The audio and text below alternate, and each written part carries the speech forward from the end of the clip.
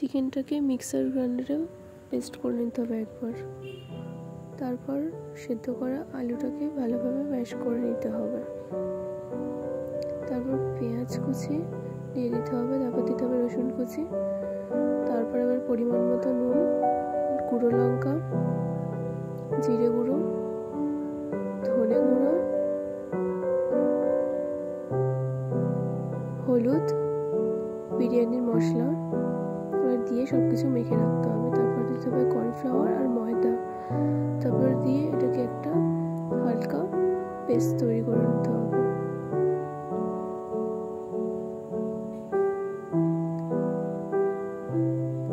তারপর কড়াইতে তেল দিয়ে গরম হয়ে গেলে